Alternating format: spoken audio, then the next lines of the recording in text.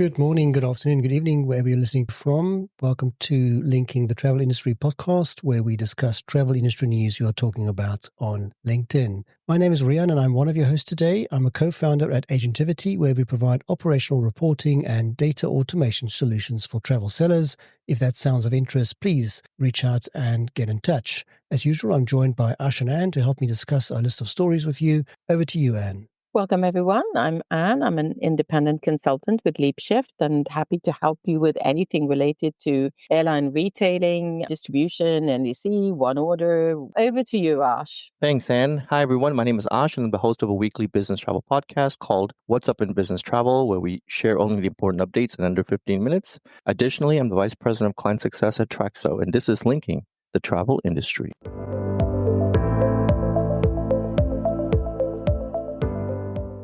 Now, before we start, I was mentioning Business Travel 360 podcast. I see there's a new podcast out with Alex. Can you want to tell us about that for a second and where people can find it? This is an interview that Chris did. It's about travel wellness. And of course, Alex shares all her background and history and how she got so involved. So it's a great listen. And I encourage you to go to businesstravel360.com and look for it right there on the homepage. I'm going to listen to that tonight. It should be great. Okay, so for those new to the event, the format here is the discussion of the most talked about travel industry-related stories on LinkedIn from last week. And I published that on a Friday, and then we discussed this on a Monday.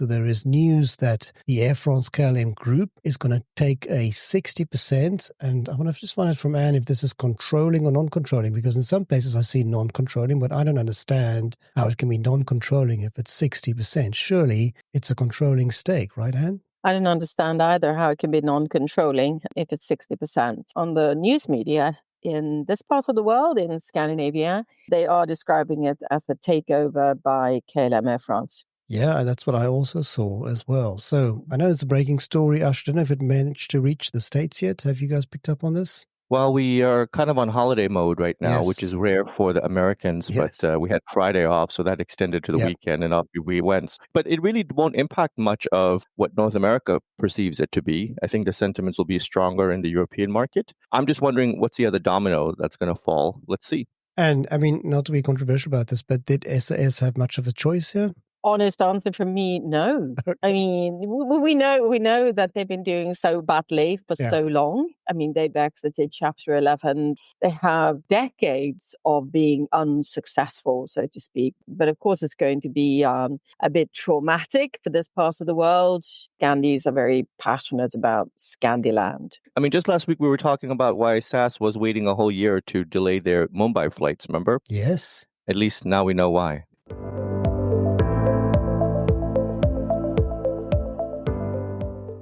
Next story, or actually this was the first story on my list from last week, which is an interesting post I saw by somebody called Pedro Colaco. I'm not sure I pronounced the name correct or whether it's Colaco, but it was an interesting read nonetheless. He talked about how the bigger hotel chains are stripping away, as he calls it, at some of these what is normally included premium members, benefits. And the latest is about breakfast that is being removed and either replaced with a chargeable service or with, I don't really understand what that is, a meal voucher of sorts. I'm not sure how that works, but he's also obviously talking about the fact that more people are finding more value in some of the smaller boutique hotels where people are more looked after. But Ash, I want to come to you first on this one because, member benefits and loyalty programs is close to you and it's something you follow dearly. So what do you make of this post? So you have to kind of peel the layers a little bit to figure out what the strategy is here. But this is a super exciting story for me. Very simply, Marriott, Hilton, Hyatt, and any of the other hotels, they're not going to strip away this very important loyalty benefit called breakfast with their elite members. So their elite members, their top tier people still get what they want. So they're happy. And so what we were talking about is the rest of the people and the rest of the folks that are coming in. This is about traveler choice, not necessarily about stripping back. So as a traveler, sometimes you don't get time to have breakfast. You don't have the allotment of time doesn't fit into your schedule. So the credit becomes a great way for you to have maybe lunch, apply your credit in other ways during the hotel stay. This extends out to other benefits like cleaning your room, right? Do we really need a room cleaned all the time? Rather get a 500-point bonus at the end of the stay and avoid one of the nights of having your room cleaned. So there's so many layers, and hotels get to play with so much. I think it's so exciting for them to be able to do these kind of things. And this is about choice, not about pulling back anything. I want to come back to you on this. I love this. So, Anne, what are your thoughts? Yes, I was going to say exactly the same. I just love it. Ash, you really explain it so well. And of course, I agree with you. It's about choice. I never ever thought about it like that, Ash. That's why I'm saying I want to get back to you on this one. That I've been in so many situations where I'm gutted that I couldn't make the free breakfast in the morning because I have to be at an event, or you go to a customer meeting, or you've come in at 2, 3 in the morning and you just would value that extra hour sleep more than having to deal with the free breakfast that ends at 9:30. If they turned around and said, don't worry, you can,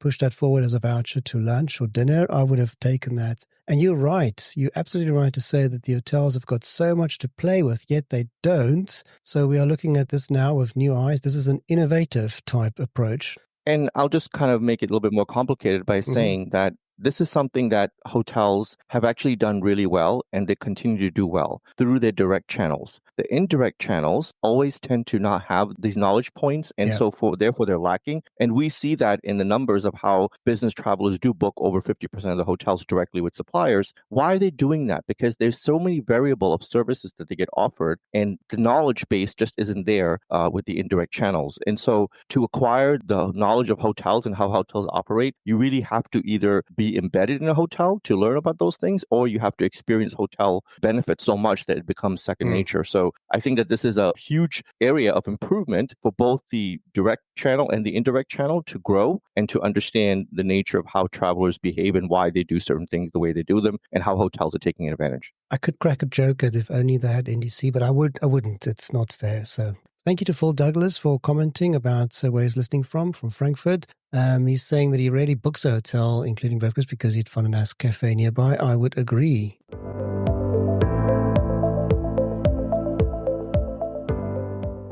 Anne's favorite person in travel, or one of her favorite people in travel, was quoted in a post I saw. Tony Fernandez at AirAsia, he wants to do, and I quote, what no other low-cost carrier has done. This is because they are planning to open a connecting hub in the Middle East, which will enable them to offer their services from Asia all the way to Europe with a great connection somewhere in the Middle East. He hasn't said, or they haven't said where. They are apparently in discussions with all 4 major destinations in the Middle East. This was in a post I saw by somebody called Brandy Scott. Very nice post. So, Anne, you like Tony. Is this is the right thing to be doing, or what do you think? This is the most interesting post, of course, for me. We've been there. We've been talking about this, haven't we? I mean, we've said the potential for Indigo to connect to the Middle East. Here we have the airline saying, okay, we can actually do this ourselves and open up a hub.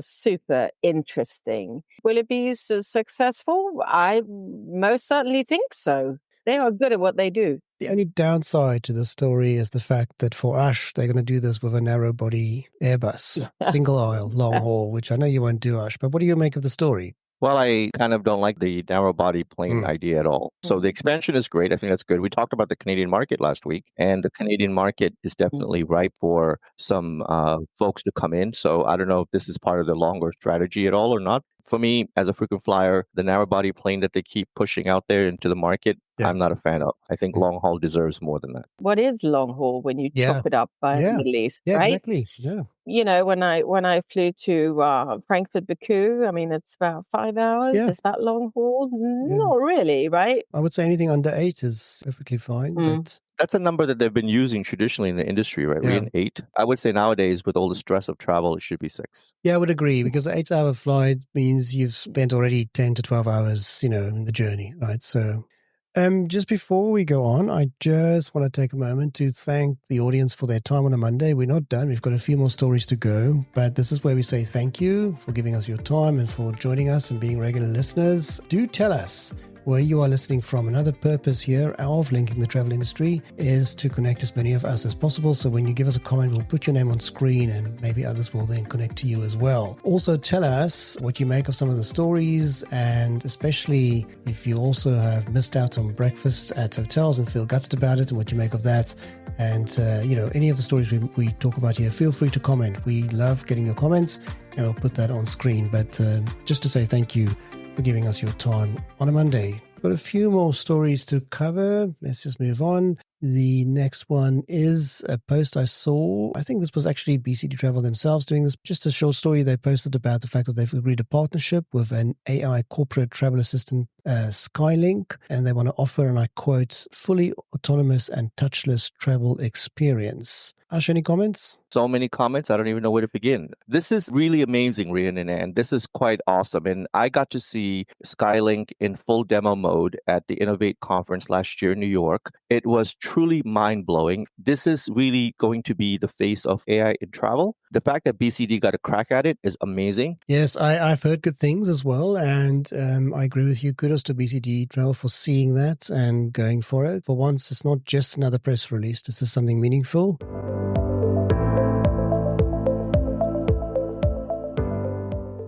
Another post we saw last week was about the fact that within the European Union, cabin baggage could soon become a legal right for a traveler. And this has got huge, according to this post, impact on the commercial models of the low-cost carriers. I'm not convinced about that. I think they'll find ways around it. But Anne, what do you make of it? No, I'm absolutely not convinced that it's making any impact to the low-cost models. And actually, you have traditional airlines like SAS, for example, will charge you for a cabin baggage and allows you only a small, tiny little handbag, more or less, underneath the seat. It's not a particular low-cost airline concept. I'm actually for this. I think that there is just too much confusion. I do think that it's very just to allow hand luggage for a passenger. Despite all the rules, I've been on so many flights where it's just abused and, there's double the amount of luggage and it's just chaos. So I guess something along here that will address that will be great. Ash, what do you guys make of the story? This is nonsense. I've never seen something so ridiculous in my life. Why is the EU talking about this? Don't they have better things to do than to worry about No. carry-on bags? The only thing they're looking for is a way to penalize airlines so that they can make more money. Charge SAS $5 million because they didn't give 2 travelers carry-on bags for free. Totally obscene and weird. Get up the travel industry, go do something else, make something else better, leave the travel industry alone. We can handle it. These Europeans, Ash, with their mayonnaise on their chips and free, cabin baggage. And I don't want to say European, it's the European Union, right? No, I know it is. I knew you were going to say that, but it is kind of bizarre for them to be stepping in there, but there you go.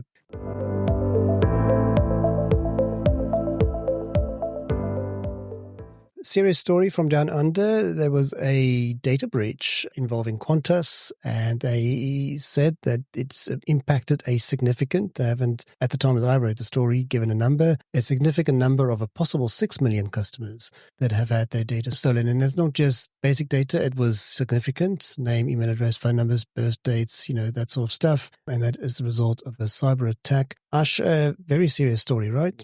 Extremely serious. And I want to remind everybody of a post that you made a few weeks ago, I believe, where you talked about how you're so scrutinized for agentivity. You must be compliant. You have 2 days to be compliant. Yep. And of course, we deal with a lot of that stuff on our side. Yep. I'm going to challenge people out there that are listening to this. I want to challenge people to say that we're not flying Qantas anymore because they just released all this information about our employees. I want to see that happen. Ban Qantas and say you are off our preferred list. You're no longer an airline we're going to fly. The point is that they have done something that in our world, if we were to do something like this, it would be total chaos. So don't let them get away with it. I think this is huge. Whatever the reasons might be, they're Qantas. They should know how to do this better. But to release date of births and frequent flying numbers and names, there's a connection there that many people can take advantage of. Yeah, no, there's a serious breach. And any comments? This is major, serious breach. And also considering there are 25 million people in Australia, I believe, or 6 million affected, that is a huge percentage. I just don't understand how it can actually happen.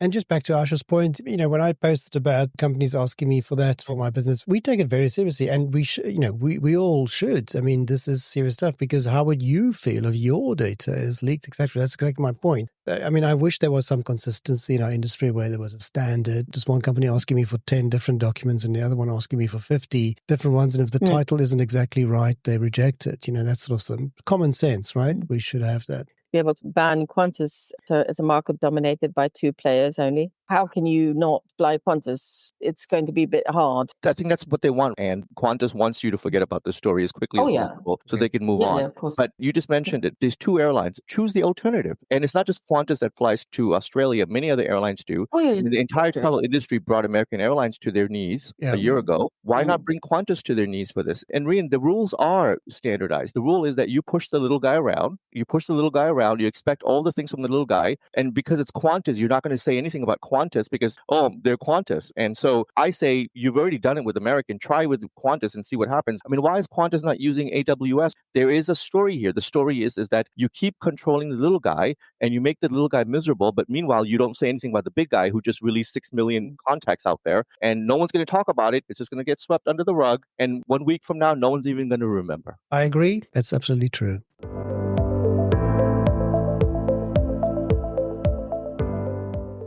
On my list from last week, my last story ended with a very positive one. I love this. Congratulations to Alice Ferrari at Kite for having, again, signed another major provider, this time with Jet2. Both Jet2 and Jet2 Holidays, they've signed them up. We'll be adding them to their distribution part. Great news, right, Anne? I don't believe that this is an NDC API, though. It's just the API, right? Yeah. It's great news. It's brilliant. And congratulations to Kites. Yeah. Yes, it's so nice with a bit of good news. It is, yes. As I said to my comments on that post, I said there's no stopping them. It's just well done to Kite. Okay, cool. Now, this is the part where we talk about some extra stories. I actually have my own extra story this week, which is a little bit unusual. I found this this post about the Iberia app.